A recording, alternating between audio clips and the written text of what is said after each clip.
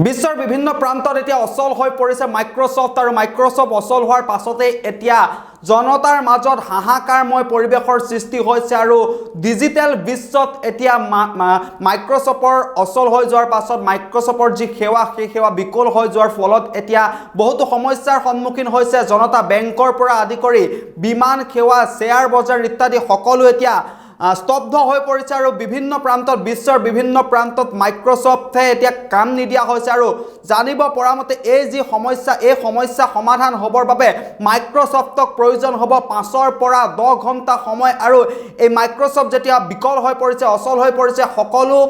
যিসমূহ বেংক আছে যিসমূহ বিমানবন্দৰ আছে যিসমূহ শ্বেয়াৰ বজাৰ আছে সকলো এতিয়া স্তব্ধ হৈ পৰিছে সকলোৰে কম্পিউটাৰ স্ক্ৰীন নীলা হৈ পৰিছে আৰু সকলোতে এতিয়া যি কাৰিকৰী দিশ আছে এই কাৰিকৰী দিশসমূহ স্তব্ধ হৈ পৰিছে বিভিন্ন ধৰণৰ বেংকৰ যিসমূহ লেনদেন সেই লেনদেনসমূহ বৰ্তমান স্থগিত ৰখা হৈছে কাৰণ মাইক্ৰ'ছফ্টে কাম নকৰা হৈছে আৰু জানিব পৰা মতে 5 পৰা 10 ঘণ্টা সময় ল'ব মাইক্ৰ'ছফ্টে আৰু এই সমস্যা সমাধানৰ বাবে 5 পৰা 10 ঘণ্টা সময় ল'ব ইতিমধ্যে বিভিন্ন প্ৰান্তত বিশ্বৰ বহুকেইখন ৰাষ্ট্ৰত মাইক্ৰ'ছফ্ট স্তব্ধ হৈ যোৱাৰ পাছতে এতিয়া জনতাৰ মাজত হাহাকাৰ লাগিছে বিমান বন্দৰত হাজাৰ হাজাৰ যাত্ৰীৰ মাজত হাহাকাৰ সৃষ্টি হৈছে কাৰণ মাইক্ৰ'ছফ্টৰ অবিহনে কাৰিকৰী প্ৰযুক্তিবিদ্যাৰ অবিহনে সকলো আজিৰ তাৰিখত স্তব্ধ হৈ পৰে আৰু সেয়ে বেংকৰ যিসমূহ লেনদেন আছে শ্বেয়াৰ মাৰ্কেটৰ যিসমূহ লেনদেন আছে বা বিমান সেৱাৰ সন্দৰ্ভত যিসমূহ কাৰিকৰী দিশ আছে সেই সকলোবিলাক এতিয়া স্তব্ধ হৈ পৰিছে আমেৰিকা জাপান ব্ৰিটেইন অষ্ট্ৰেলিয়া ইত্যাদি দেশত ইয়াৰ প্ৰভাৱ বেছিকৈ দেখিবলৈ পোৱা গৈছে আৰু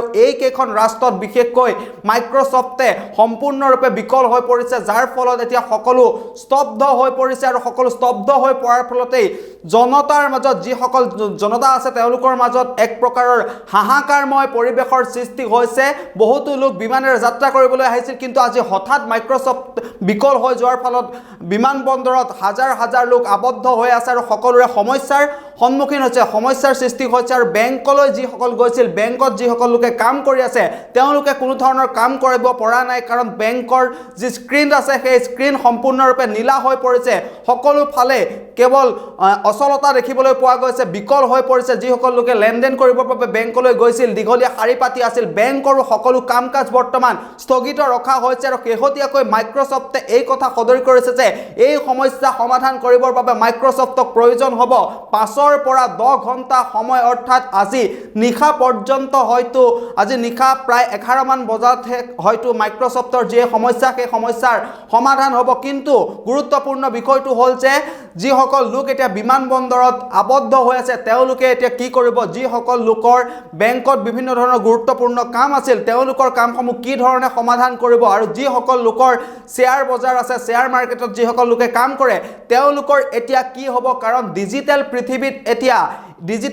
এতিয়া ইণ্টাৰনেট মাইক্ৰ'ছফ্ট ইত্যাদি যিসমূহ সুবিধা আছে সেই সুবিধাসমূহৰ অবিহনে কোনো ধৰণৰ কাম কৰাটো সম্ভৱ হৈ নুঠে আৰু মাইক্ৰ'ছফ্ট ইতিমধ্যে বিকল হৈ পৰাৰ ফলতে এতিয়া জনজীৱন স্তব্ধ হৈ পৰিছে সকলোৰে মাজত হাহাকাৰ লাগিছে আৰু 5 পৰা হয়তো 10 ঘণ্টা সময়ৰ পাছতহে মাইক্ৰ'ছফ্টৰ যি সমস্যা সেই সমস্যা সমাধান হ'ব